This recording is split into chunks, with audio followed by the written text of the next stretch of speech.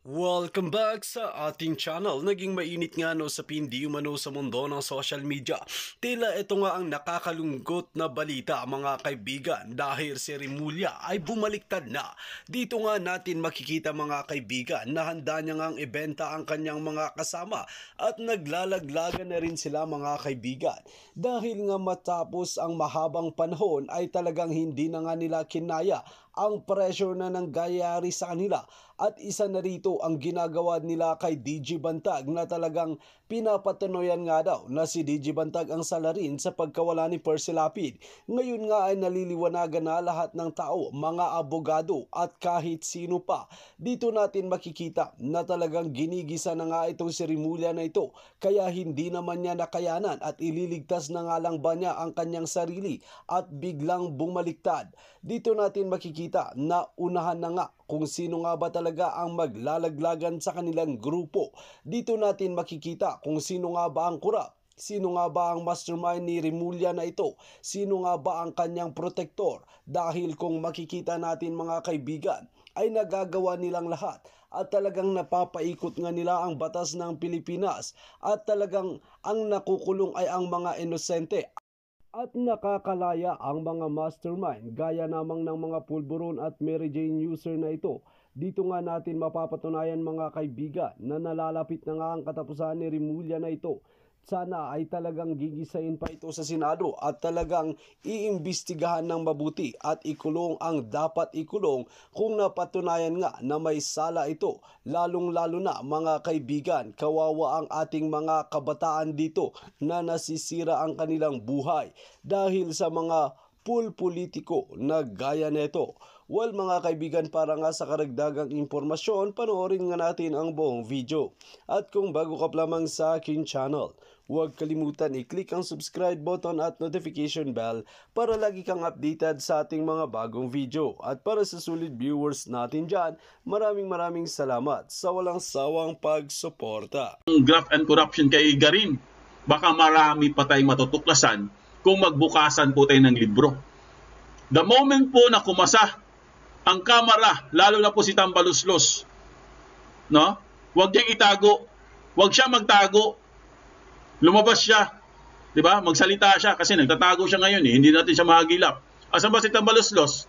Alam niyo ba kung asan na si Tambaluslos? Ha? Baka tumakas na. Oy, Tambaluslos, asan ka daw? Hinahanap ka ng mga tao. Asan na ba si Tambaluslos, guys? Meron ba kayong idea? Ha? Mukhang mukhang nakatakas si Tambaluslos no. So dapat po mga kaibigan, talagang ituloy yung liquidation tsaka audit. Kasi katulad nitong nangyari po kay Representative Garin. Very critical to guys eh. Bakit critical, Foodinet? Dahil pag ito mga kaibigan, hindi lang natin alam, no? Hindi natin alam ha. Ayaw po natin mag-speculate, pero pwede po nating sabihin guys na mas marami pang ganito klaseng mga nangyayari sa Kongreso na hindi lang natin alam. Lalo na po yung tatlong itlog. Di ba? Yung tatlong itlog, yung tatlong surot. Hindi natin alam guys kung saan nila ginamit ang pera nila. Ngayon, itong kay Garin po, ito ha, meron pa nga itong guys yung sa vaccine to, di ba? Yung sa Dengvaxia. Pero bakit po nagkaroon pa rin ng graft and corruption? Eh meron naman talaga silang na-purchase na bakuna. Kasi wala nga siguro talagang mga resibo. Yun ang pinaka dito guys eh. Baka siguro wala talagang mga resibo ito. Baka siguro puro lang certification. Kasi pag puro certification mga kaibigan, ang mga kongreso po, ang mga mambabatas natin, mapipilitan po sila guys na mag-kickbacks. Bakit po sila magpipilitan mag-kickbacks? Kasi ang mindset nila guys, total wala namang resibo eh. Pwede naman natin dekwatin to kasi wala nang resibo. Sabihin mo nilang dyan. Kunwari, 40 billion yung Sige, sabihin mo dyan ha. Ano yan ha? Sabihin mo 20 billion, 40 billion yan. Kahit 20 billion lang yung yung price or yung pinakabuuan niya. Kasi nga, walang resibo. Walang liquidation. Certification lang mga kaibigan. Di ba? Ito, nagkakaalaman na mga kaibigan. Nawawala ba si Tambaluslos si Foodinet? May secret meeting yun. May secret meeting. Ano secret meeting niya? Oy, tambalos-los, may secret meeting ka pala, kunwari ka pa. Oo, nagtatago sa palda ng asawa niya. Oy, tambalos-los, huwag ka magtago dyan. Alam namin yung asawa mo, patakbuhin mo. Alam na namin yung mga plano nyo. Kaya kung ako sa iyo tambalos-los, lumabas ka dyan, ha? Please lang, lumabas ka dyan sa palda ng asawa mo, harapin mo ang mga ngayon, mga hinihingi ng mga tao. Yung mga libro nyo daw, asan yung mga libro nyo? Itong si Garin, nahuli na, Ha? Itong si Garin, O, paano to si Garin? Ayan, Asan ang libro ni Garin? Baka lalong madiin itong si Garin, guys, kung mayroon pa siyang libro. Di ba? Kung may papakita siyang libro, baka lalo siyang madiin. Baka lalo siyang kalaboso dito. Ay, naku talaga kayo. Ayan, Sir Pudi, tahimik si Arlene Brosas at si Raulo. Nagtago din yung dalawa. Yung dalawa, nagtago, lalo na si Raul. Kasi si Raul, mga kaibigan, meron din siyang pera, di ba? Tumanggap din siya ng pera, guys. Kaya nagtatago po sila, mga kaibigan. Alam mo na, nakakatawa lang kayo. Para na kayong comedy. Para kayo nag-joke. Di ba? So, tuloy lang natin basahin, guys, ha. Ito po, ha. Para lalo po na kayo magkaroon po tayo ng makumpleto po yung ating context, okay? Ang sabi dito, mga kaibigan, noong 2016 daw, the government allocated, ito ha, pakinggan yung mabuti, mga kaibigan, ha, kung magkano po mga perang lumalabas dito. Ang sabi dito, 2016, the government allocated 3.5 billion. Imagine niyo, mga kaibigan, 3.5 billion for purchasing the dengue vaccines from French-based pharmaceutical company Sanofi Pasteur as part of the Health Department's expanded immunization initiative. Ibig sabihin, nag-purchase daw sila ng vaccine na 3.5 billion. Ngayon, ang tanong, bakit nagkaroon ng graft and corruption? Nag-purchase din naman pala. Galing talaga ito sa isang company or isang pharmaceutical company na galing po sa ibang bansa. French, no? Galing sa France siguro. French. Galing sa France. Diba? 3.5 billion, mga kaibigan. Magkano ang kickback dito? Ha? Magkano ang kickback dito? O, ito, basahin natin, ha? O. Ito po ang sabi ni Garin. Basahin natin yung sinabi ni Garin. There are a lot of risks in advocating vaccine development that we, as doctors and vaccinologists, experience. It is part of the challenges that come with our calling to save lives, sabi ni Garin. Alam niyo, Dr. Garin, no, or Representative Garin, wala naman kami, hindi naman namin kini-question ang pagiging scientist niyo, di ba? Siyempre, nagde-develop kayo. Okay yan sa amin. Wala kaming question dyan sa pagiging doktor mo or pagiging researcher mo or mga scientist kayo, nagde-develop kayo ng mga vaccines. Wala po tayong question dyan. Okay yan, maganda yung advokasya nyo.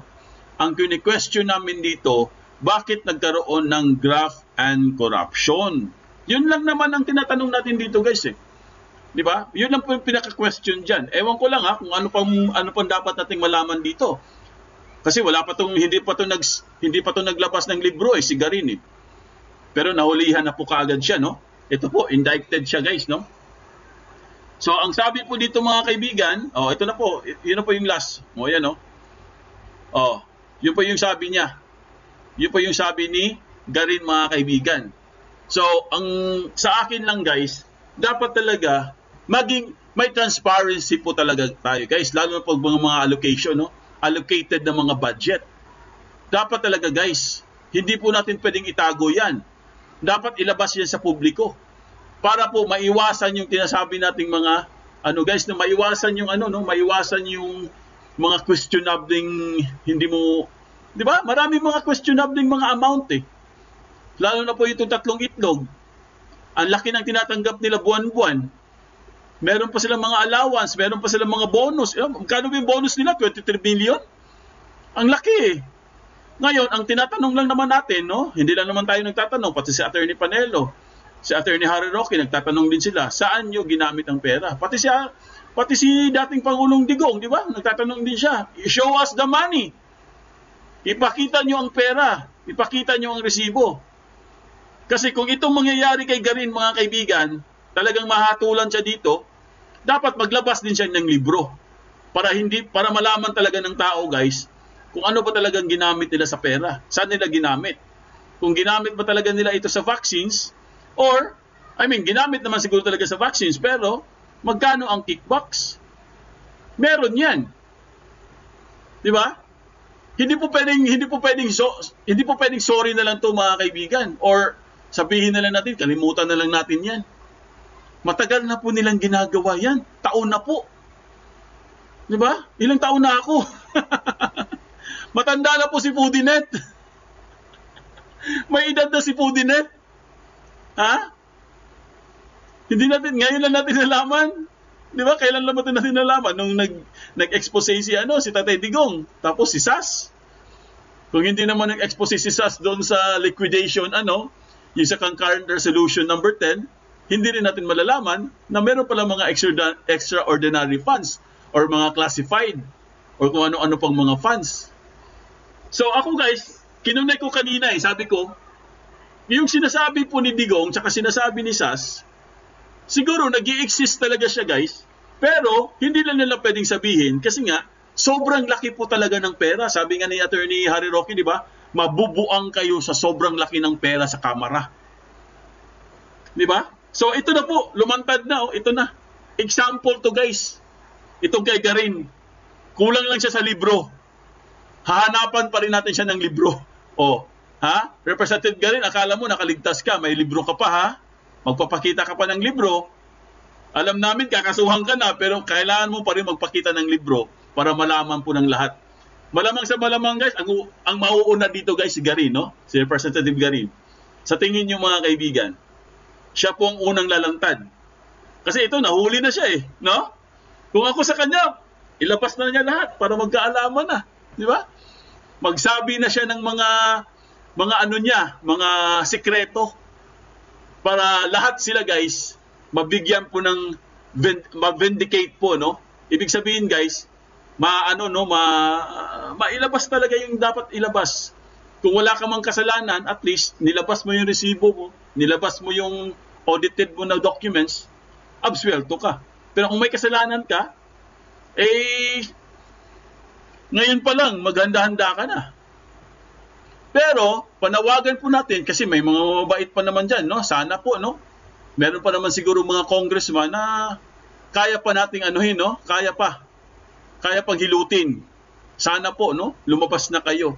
Kung sino man kayo. Kasi naniniwala kami, no? Naniniwala tayo. Kasi, di ba, ang dami nating idol dyan, sa Kongreso. Audit po ninyo sa Tambaluslos at yung 3 bulok na itlog. Naku, yun talaga ang kailangan natin. Sana ang mauna, si Tambaluslos. Kasi siya ang leader, guys, no? Di ba dapat yung leader mauna? Kasi follow the leader, no? So, yun po abangan natin, guys. So, punta na po tayo sa ibang topic. Nako, ito, papakita ko lang sa inyo, guys, yung update po natin, para sabihin naman nila, gawa-gawa lang tayo ng balita, no? So, ito po, ipapakita ko lang sa inyo, guys. Ipi-play lang natin, mga kaibigan.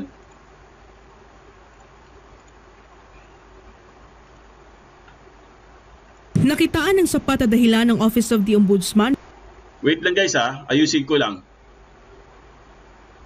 Andyan pa ba kayo, mga kaibigan?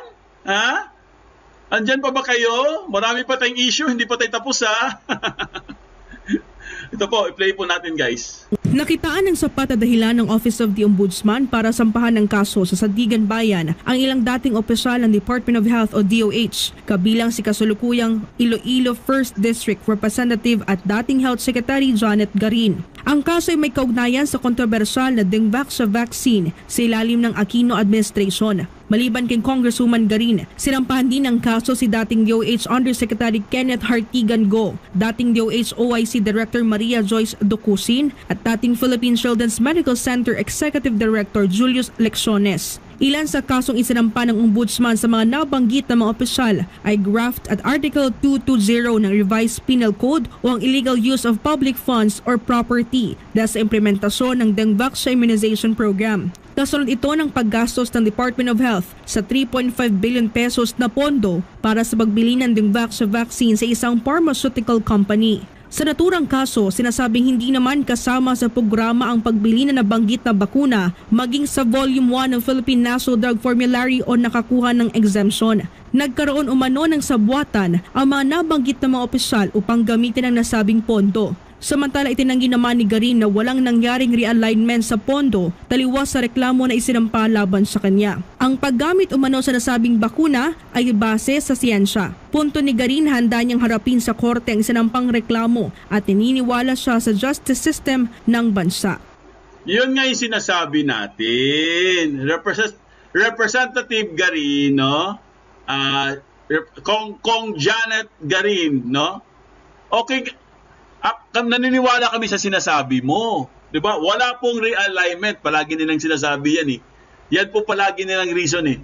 Wala namang realignment sa budget, no? Okay, sige, naniniwala kami diyan. Ganun naman palagi yung sinasabi sa amin. Para na kay mga sirang plaka eh, no? Paulit-ulit na lang kayo. Walang realignment, okay naman ang allocated naman, nagastos naman ng tama, o kaya nga, nagastos yun ng tama. Ang hamon namin sa inyo, ilabas nyo ang resibo.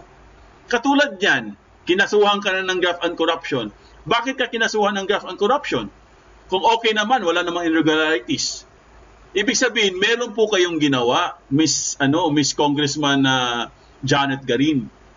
Malamang sa malamang. Kami po hindi po kami nag-aano dito nagtatanong lang kami, nagre-reaction lang kami, nagbibigay lang kami ng opinion, no? Kami po ay naniniwala sa iyo. Isa kang congressman. Kami po ay talagang, syempre, naging Department of Justice, Department of Health kay, no? Isa kang doktor. Okay, naniwala po kami sa kakayahan nyo. Pero sana po, transparency. Kasi itong kaso mo, graft and corruption, ibig sabihin may irregularities. Asan ang resibo? Yun lang naman yun, resibo lang naman. Ano pa bang ibig? Meron pa ba tayong ibang hinahanap dito? Di ba? Ano pang dapat nating hanapin? Si Secretary Bonjing hindi natin hinahanap, biglang lumabas eh. Di ba? Nagulat kayo guys kay Bonjing? Biglang lumabas. Ito po si Bonjing po mga kaibigan. Speaking of Bonjing, puntahan na po natin si Bonjing guys kasi talagang atat na ako eh. Ito pong si Secretary ng Department of Justice na si Remulla. Biglang bumaliktad. Naku, ano ba yan? Ano ba nangyari sa inyo? Talaga ba kinabahan na kayo? Kabado na ba? Kabado na? Ay, nako. Ito po, panoorin natin. Pag-aaralan ng Department of Justice ang panawagan ng Makabayan Bloc na payagan ang International Criminal Court na pumasok sa bansa para imbestigahan si dating Pangulong Rodrigo Duterte. Nagugat ang panawagan ng Makabayan Bloc matapos na ihayag ni dating Pangulong Duterte sa isang TV interview ang umano'y paggamit nito ng confidential funds para pondohan ang kontrobersyal na war on drugs sa panahon ng kaniyang termino. Pero ayon kay Justice Secretary Boying Remulla, kinakailangan pang pag-aralan ang legalidad at jurisdiksyon ng ICC na mag-imbestiga sa Pilipinas. Taong 2018 pa nang magsumite ng notice ang Pilipinas para pumala sa ICC Rome Statute matapos na buksan ng ICC prosecutor ang preliminary investigation laban kay dating Pangulong Duterte na may kaugnayan sa umano'y mga paglabag sa karapatang pantao. Naging opisyal naman ang withdrawal ng Pilipinas sa ICC taong 2019. Bakit biglang pag-aaralan mo, Secretary? Anong nangyari? Bonjing, bakit? Sino nag-utos sa'yo? Sino nag-utos kay Bonjing, mga kaibigan? Bakit biglang pag-aaralan daw para makapasok ang ICC sa Pilipinas? Tanda-tanda ko pa ang lahat. Ayaw nilang papasukin ng ICC. Sabi yan sabi po ni Secretary yan Kahit tingnan nyo sa mga ano niya, dito sa vlog natin yon. Di ba, na-vlog natin yung nung matagal na yun eh. Sinabi nila na hindi nila papasukin ng ICC. Tapos na po ang ugnayan natin doon. Sabi po ni, sabi ni President Marcos. At sabi din ni Secretary Bonjing, hindi rin niya papasukin ng ICC kasi wala doon silang jurisdiction. Pero bakit? Nung ni-request po ni France, mga kaibigan, ni-request take note ni-request po ni France na papasukin po ang ICC. Bakit bigla kang bumaliktad? Oo, nauto. Bakit nauto ka? Nauto ka kay France? Ano lang real talk lang tayo dito Sa akin lang guys, no? Kasi syempre, napanood natin lahat ng mga interviews lahat ng mga palabas nila, di ba? Hindi naman magsisinungaling 'yon. Pero bakit bigla ka nang nauto? Sinabihan ka lang ni France na papasukin ng ICC. Sabay pag-aaralan natin para makapasok ang ICC dito. Wow! Gusto nyo talagang pahuli si Digong, Sige, try nyo. I-try nyo. Pero sabi ko nga sa inyo, di ba guys, may isang lawyer po, no? Kwento ko na sa inyo to, ulitin lang natin, para lang sa lahat, lingid sa mga hindi po nakakaalam. Meron po isang lawyer, itong lawyer na to, talagang gusto niyang sa ICC si Digong. Itong babaeng lawyer. Ngayon, sinabihan siya ng ICC, guys. ICC mismo ang nagsabi sa kanya, sa itong lawyer na to, na aabuti niya ng 10 years. 10 years to 20 years. May iba pa nga daw dyan, 20 years na, hindi pa rin daw na-resolve. So, sinabihan na sila. Sige. After 10 years, 10 years, tingnan natin. Masyadong mayabang. Masyado kayong mayabang. Porket hinamon kayo ni Tatay Digong, di ba? Hinamon kasi sila Nung hinamon sila ni Tatay Digong, guys, mga kaibigan, yan ang ginagawa nila. Di ba? Ito po panoorin po natin si Attorney Panelo, mga kaibigan. Ito na po, ito po yung sinasabi natin. Request ni Castro. Ayan request ni Castro. Ito nga yung request ng mga bayan sa DOJ. Ito sagot na naman itong Secretary of Justice. May problema na naman. Pero masabi niya, ang aming position dyan walang jurisdiction sila. Pero dapat pag-aralan natin mabuti talaga yan. Sus Mario Joseph. Okay ka palang mag-aaral. Napag-aralan na nga yan, matagal na. Ano ba pag-aaralan mo dyan? Ikaw talaga, ayan ka na naman. Hindi ka na natuto. Talaga pag estudyante kita sa klase, bagsak ka talaga. Ano ba yan? Dapat yan outright denial. Sabi ko nga po sa pahayag ko, sa Philippines, the Philippines has a definitive, unequivocal stand or position on the matter. ICC has no jurisdiction. And if the request of the mga bayan will be granted, then it will be contra and repugnant to the official position of the government. Kaya kayong dalawang abogado ng gobyerno, pakinggan yung mabuti. Pag ngayon lang kayo nag-aaral tagal na yan. Na yung makabayan, party list, nagre-request daw sa DOJ, hindi West Philippine Sea, ICC. Nagre-request daw na payagan ang investigador ng ICC na mag-imbestiga sa Pilipinas kaugnay ng mga extrajudicial killings. Kaya ako yung tinanong mo ng isang payagan at nagbigay ako ng damdamin dito. Ang sabi ko, yung request na yan ng makabayan, kaliwayan pareho rin yan ng demanda ni isang kongresista niyan, Castro Oil, demanda ng Presidente Duterte. Sabi mo ng grave test daw, pagbabanta. Sabi ko definitely, absolutely no legal basis. Wala namang pinagbantaan siya doon, pinapaliwanag niya ng yung pondo, confidential intelligence funds. Pinagamit talaga ng Estado yun para lipulin yung mga kalaban ng Estado dahil may karapatan na tungkulin ng Estado na proteksyonan ng kanyang sarili doon sa mga gustong sumira sa kanya at pabagsakin siya. At isa nga doon ay yung mga komunista. Kaya ang sabi ng Presidente, kayong mga komunista, gusto mo kayong patayin. Hindi yung bantayan. Pagpapayag ng isang damdamin.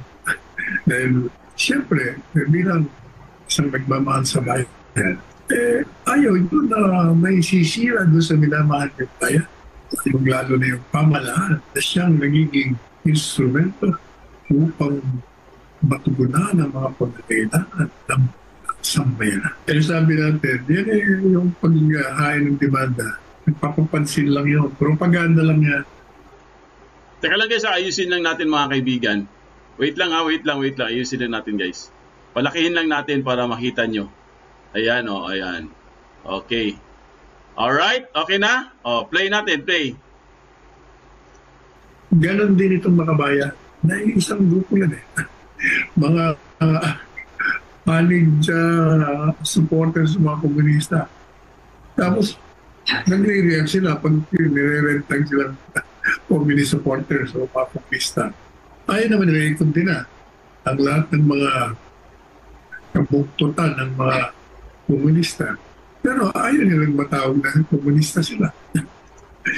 Pero nagpapahan sila ng kaso dahil gusto patayin daw ng Presidente Duterte ang mga komunista. Di.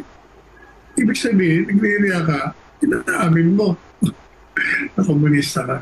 Magaling yung mga bayan. Isa rin niya. Ang sabi ba naman ng mga bayan? Sumulat sa DOJ, napayagan na nga yung ICC na mag-imbestiga. Pumunta yung investigador dito kaya Adam. Kaya hiningi ang aking posisyon dyan at Philippine Star. At nagbigay naman ako. Sabi ko, maliwanag na ang posisyon ng gobyerno na sa pamamagitan ng Presidente Ferdinand Marcos Jr.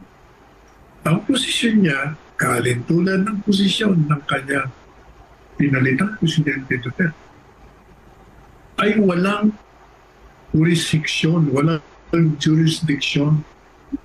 walang karapatan, walang kapangyarihan na tayo mapasa ilalim ng kapangyarihan ng International Criminal Court. So pagkagaya ng matagal na nating paniliwanag dito sa programa natin. At bilang ako po'y abogado ng dating Presidente Duterte, bilang kanyang punong abogado, na walang jurisdiction. Katunayan, unang nagsabi na walang jurisdiction ay si Pangulo Duterte himself, dating Pangulo. Sapagkat siya ay abogado, at nakita niya, paano kung kakaroon ng jurisdiction ito? Mga bugoy na ito. Yung batas na lumikha sa ICC na naging laman ng kasunduan ng bansa natin at sila, hindi naman nailathala sa official gazette na ang sinasabi ng batas natin at ng Korte Suprema, ang anumang batas na hindi mailathala sa official gazette ay walang puwersa, walang epekto. No force and effect.